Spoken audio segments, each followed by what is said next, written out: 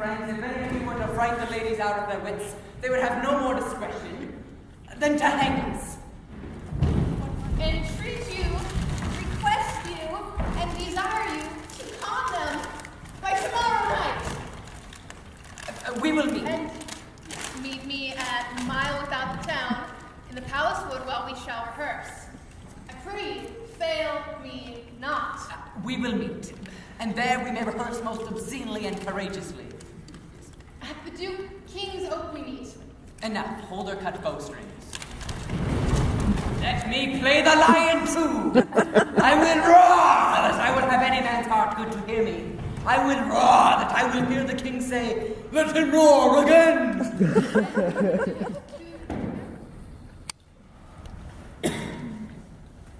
You met by moonlight, proud Titania. What?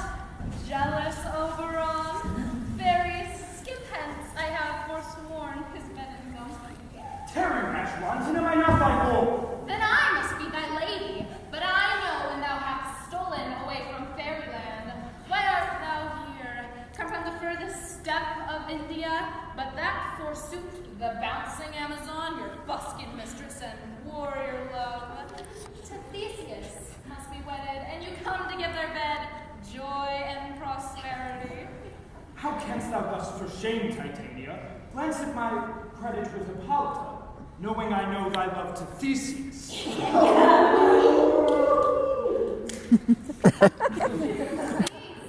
are the forgeries of jealousy, and never since midsummer spring met we on hill and dale, forest or mead, by paved fountain or by rushy brook, or the beached margin of the sea, have we danced our ringlets to the whistling wind, but with thy brawls thou hast disturbed our sport. How long within this wood intend you to stay? Perchance till after Theseus' wedding day, if you will patiently dance in our rounds and see our moonlight revels go with us. If not, shun me, and I'll spare your haunts.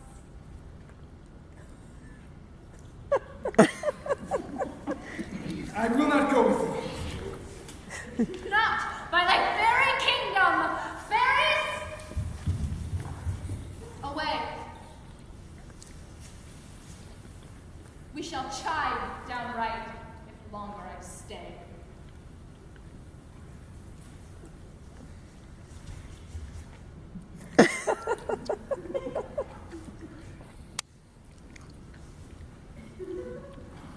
Well, go thy way.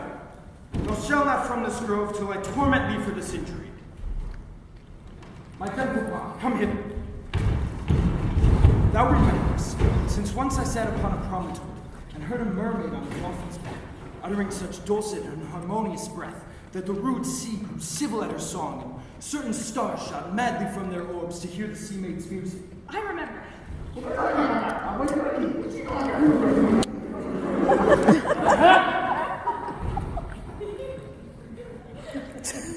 That very time I saw that thou couldst not, flying between the cold moon and the earth, Cupid, all alone, a certain aim he took at a fair vessel thrown by the west, and loosed his love shaft smartly from his bow as if to pierce 100,000 hearts.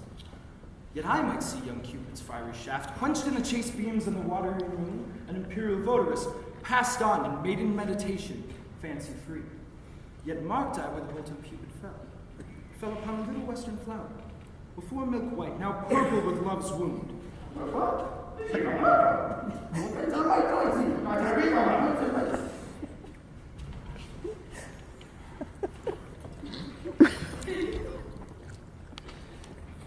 Purple with love's wound, and maidens call it love and idleness. Fetch me this flower, the herb I showed thee once, the juice of which on sleeping eyelid lay will make man or woman madly dote upon the next live creature that it sees. Fetch me this herb, and be thou back again ere the Leviathan can swim a league. I'll put a girdle around the earth in 40 minutes. Aha!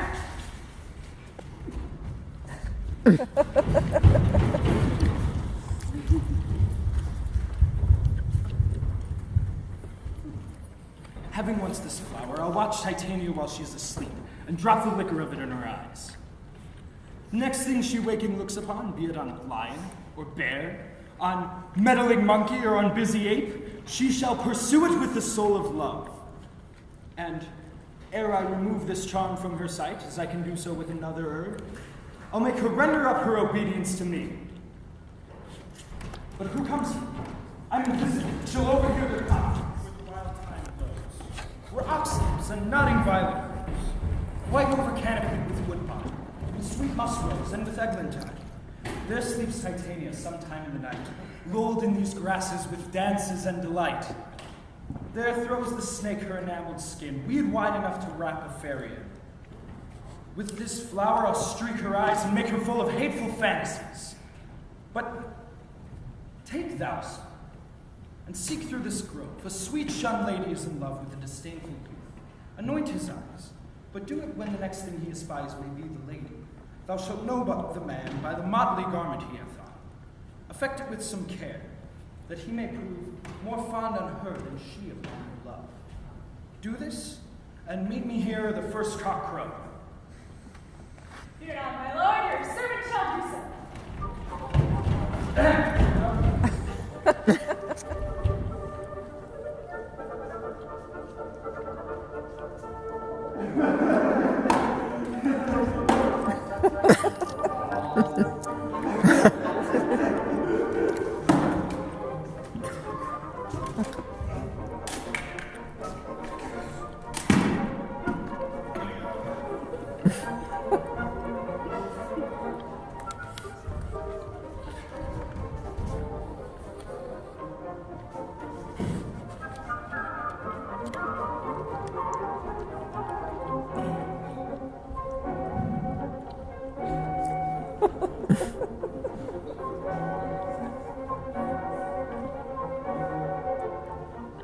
What thou seest when thou dost wake, do it for thy true love's take. Love and language for his sake. Be it ounce or cat or bear, hard or boar with bristled hair. When thou wakest, it is thy dear. Wake when some vile thing is near.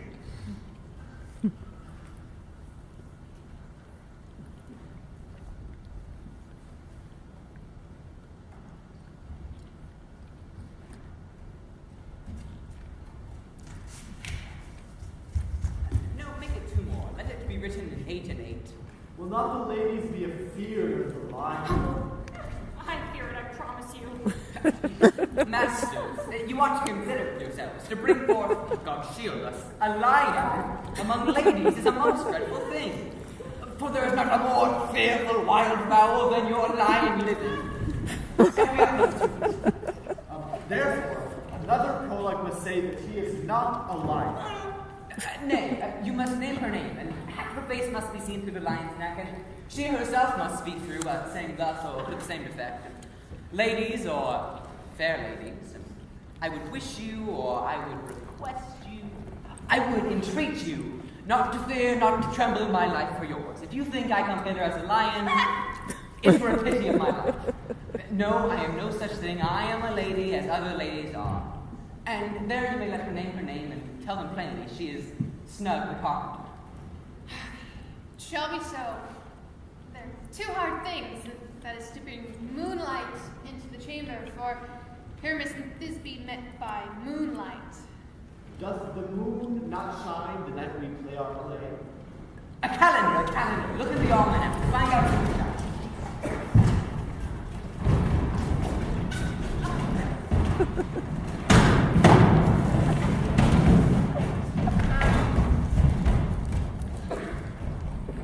Yes, it doth shine that night. Why, then may you leave the casement of the great chamber window where we play open, and the moon may shine in at the casement. I, or else one must come in with a lanthorn, a dog, and a bush of thorn to say they come to present a person of moonshine. And there's another hard thing, that is to bring a wall into the great chamber, for Miss Thisbe spoke through the chink of a wall. Well, you can never bring in a wall. Some man or person must present wall, and may he have some plaster or loam or rough cast about him to signify wall. and let him hold his fingers thus, and through this cranny may Pyramus and Thisbe whisper. That may be, then all is well. Come, sit down, every mother's son, and rehearse your parts. Pyramus, you speak first, and when you've spoken your speech, enter into that break. So everyone according to their cue.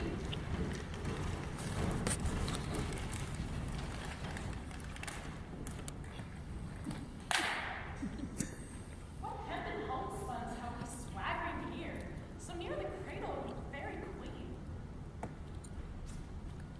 What? A play tour?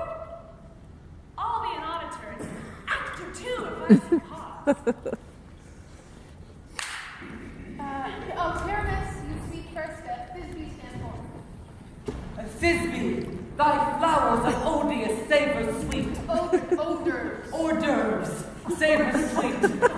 So hath thy breath, my dearest Thisbe dear. But hark, a voice! Stay thou but here a while, and by I will to thee appear. Stranger Pyramus and their here. Must I speak now? Aye, marry must you, for you must understand that he goes but to see a noise, and is to come again. Oh, most radiant Pyramus! Most lily white of hue, like the red rose on triumphant briar, most brisky juvenile, and eke, most lovely Jew, as true as cause that would never tire. I'll meet thee, Pyramus, and ninnies too. It's Ninnis too, man, and you must not say that yet. That you answer to Pyramus. You speak all your parts at once, cues and all. Pyramus, enter, your cue is past, is never tired. As true as horse, that would never tire. If I were fair Thisbe, I were only thine. Monstrous strength! Brave as the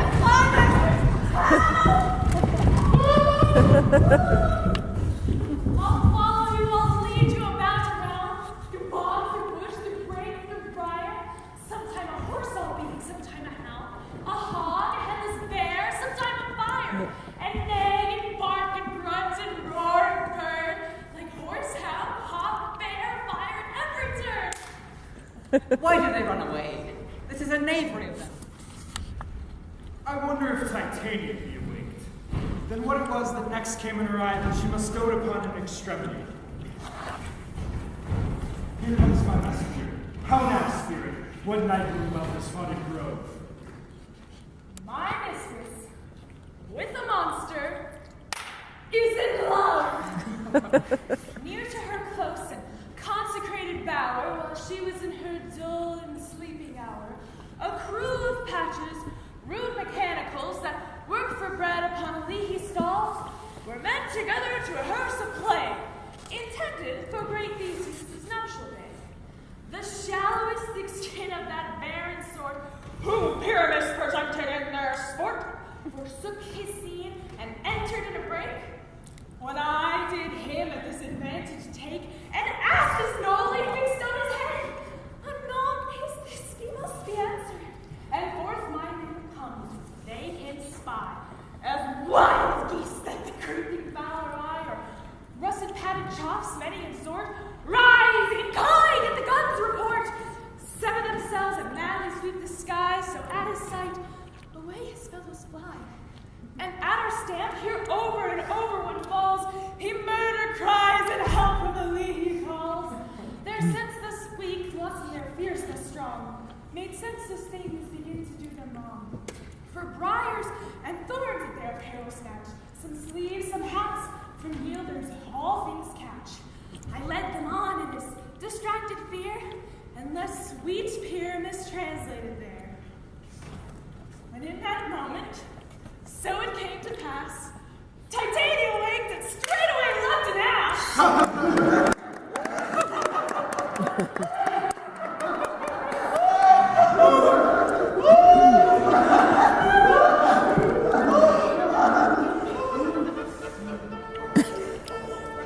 This falls out better than I could have devised. I go.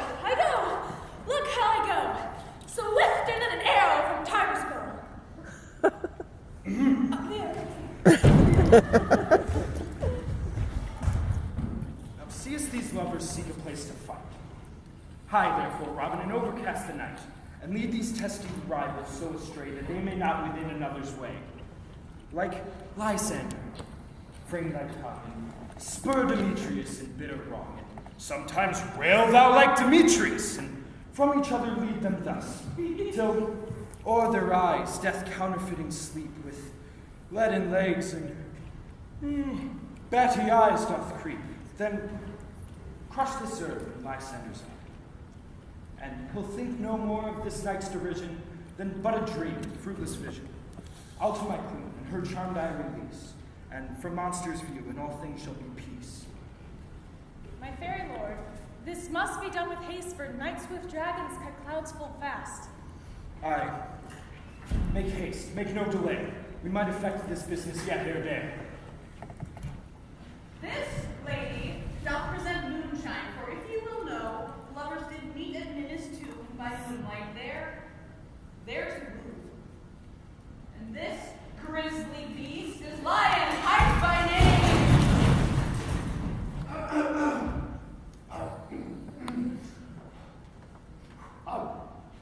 In this interlude, doth befall that I, one snout by name, present a wall. And such a wall as I would have you think that had it a cranny hole or chink through which the lovers Pyramus and Thisbe did whisper of in merry secret. Now this stone, this rough cast, and this loam doth show that I am the same wall. The truth is so. And this, the cranny hole is, bright and sinister, through which the fearful lovers are whispered. Would you desire some light and have to speak better? What is petition I ever did hear him? Pyramus thrust and fall. Silence. Oh, grim looked night! Oh, night with hue so black! Oh, night which have hearts when day is not! Oh, night, alack, alack, alack! I fear my Thisbe's promises forgot, and thou, oh, wall, oh, sweet and lovely wall, that stands between her father's ground and mine! Oh, wall, oh, sweet and lovely wall, show me thy cheek to blink through with mine eye. Thanks, courteous wall, Jove shield thee well for this. But what's the eye? No Thisbe do I see. Oh, wicked wall, through whom I see no bliss. Cursed be thy stones for thus deceiving me. The wall, methinks, being sensible, should curse again. No, I assure you he should not. Deceiving me is Thisbe's too. She is to enter now, and I am to find her through the wall. You will see it from all four paths I told you. Yonder she comes.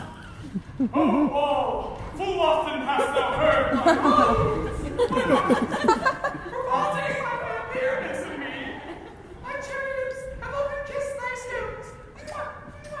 Thy stones with fire and hair lit up in thee. I see a voice. Now will I to the cheeks to spy, and I may hear my Thisbe's face. A Thisbe, My love thou art, my love I think. think what thou wilt. I am thy lover's prince, and like Lymander am I trusty still. And like Helen, till fate speak him. Not shackled to progress was so true. Not shaft justice to Procrus, I to you. Oh, give me to the hole of this vile wall.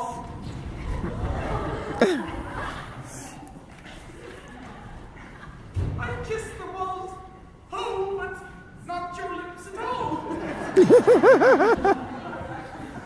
Wilt thou in these to me straight away? Time life, time death, I come without delay.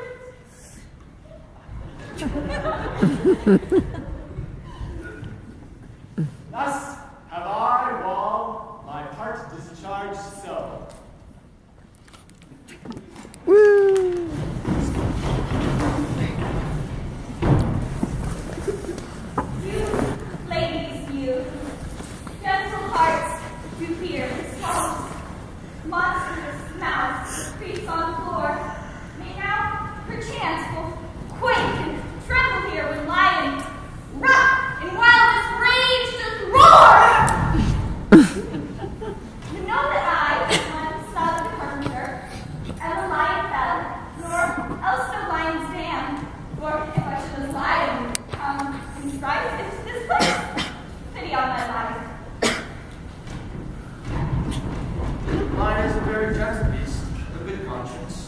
best be sent heirs at sea, my lord. The lion is a very fox for her valor. And the goose for her discretion. Not so, my lord, for the valor carries discretion, and the fox carries the goose. Her valor cannot carry her discretion, for the fox carries not the goose. But it is well, leave it to discretion and let us listen to the moon. This lanthorn doth the horned moon present. She should have worn the horns on her head. She trying to be like that. She is no crescent, and her horns are visible within the circumference. What? This lanthorn doth the horned moon present.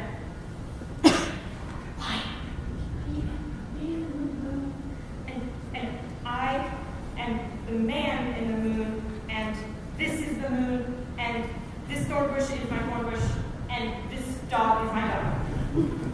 This is the greatest air of all the rest. The woman should be in a lanthorn.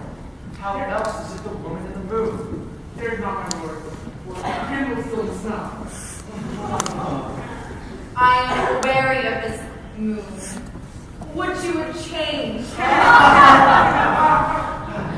It appears by her small air of discretion that she is in the way. But in courtesy and all reason, we must say the time. Proceed, moon. All I have to say is to tell you that I am the man in the moon, this lanthorn is the moon, this thorn bush is my thorn bush, and this dog is my dog. And therefore, in moon. Silence. Here comes business. Oh, this is Elf Ninny's tomb! Ninny's tomb! Where's my love?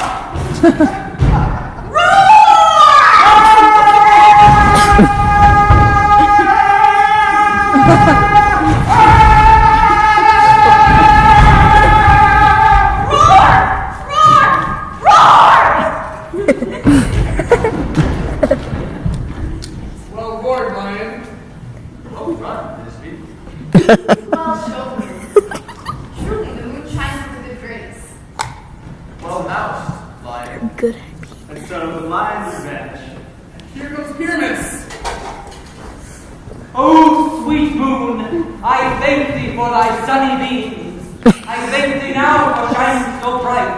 For by thy gracious golden glittering gleams, I trust to take of truest Thisbe's sight. But stay, O spite, but mark, poor knight, what dreadful dole is here?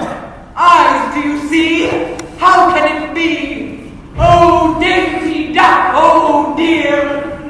Thy mantle good, what's stained with blood? Approach ye for his fair, fates come, cut thread and from, quail, crush, conclude, and quail. Oh, wherefore, nature, didst thou lie in frame, since lion vile hath pierced thou in my dear, which is no, which was the fairest dame that lived, that loved, that liked, that looked with cheer.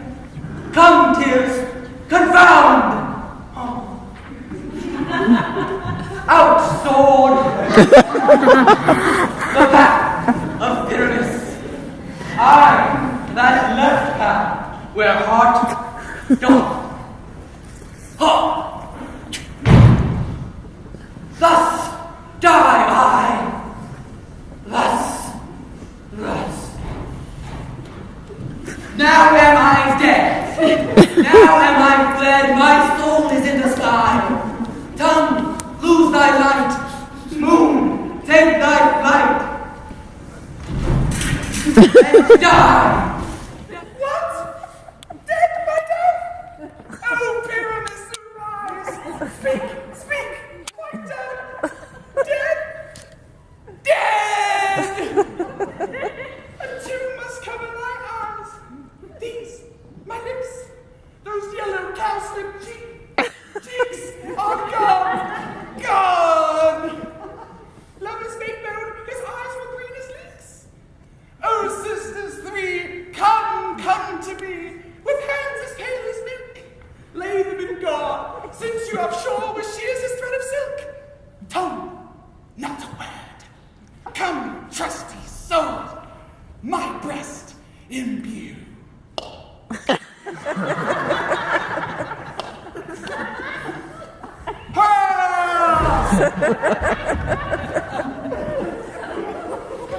Goodbye, friends. Thus is the end. Adieu. Adieu. Adieu.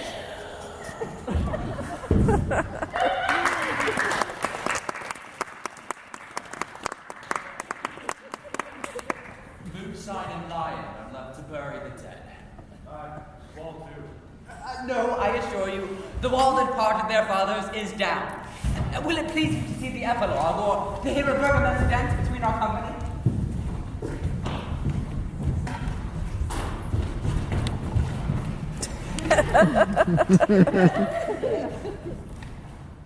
No epilogue, I pray you, for there's no need for one, since there's no excuse, no, never excuse for all the characters are dead.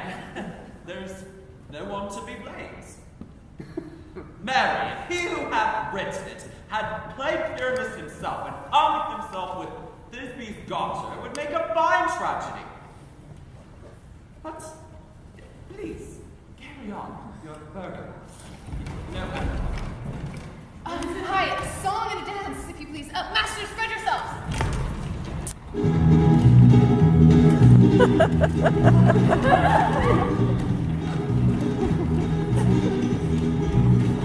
Pineapple princess, he calls me pineapple princess.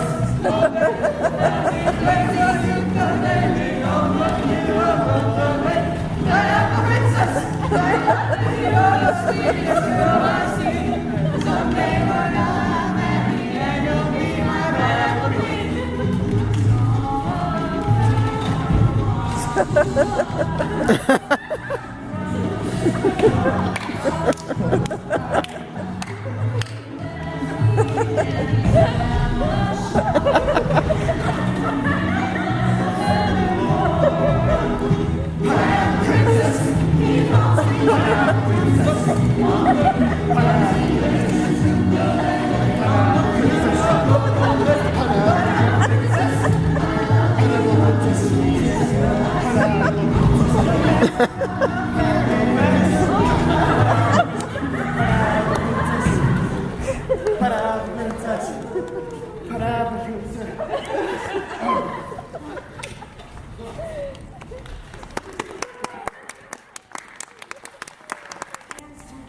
And the screech owl, screeching loud, puts the wretch that lies in woe in remembrance of a shroud.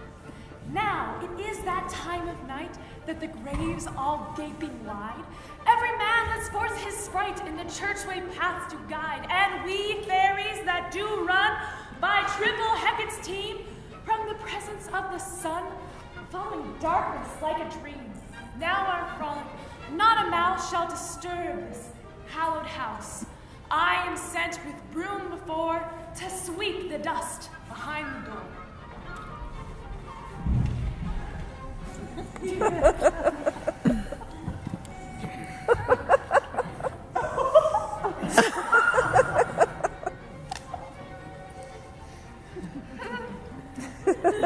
Fairies!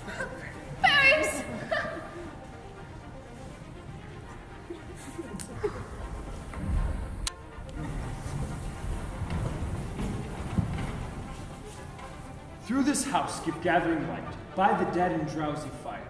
Every elf and fairy.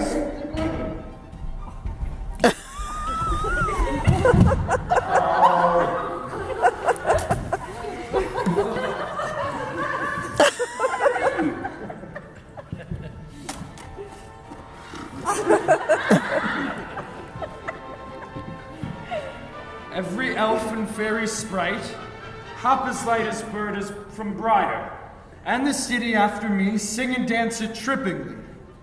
First rehearse your song barrow, to each word a warbling note, hand in hand in fairy grace, we sing and bless this place.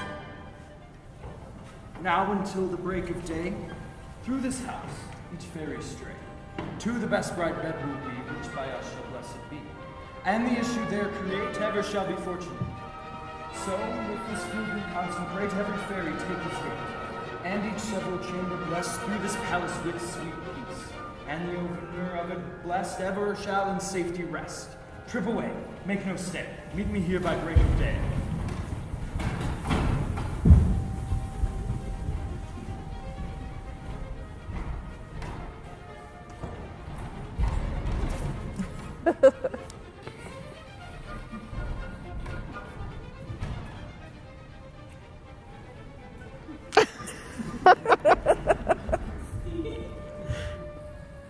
If we shadows have offended, think but this and all is mended, that you have but slumbered here whilst these visions did appear, and this weak and idle theme, no more yielding but a dream.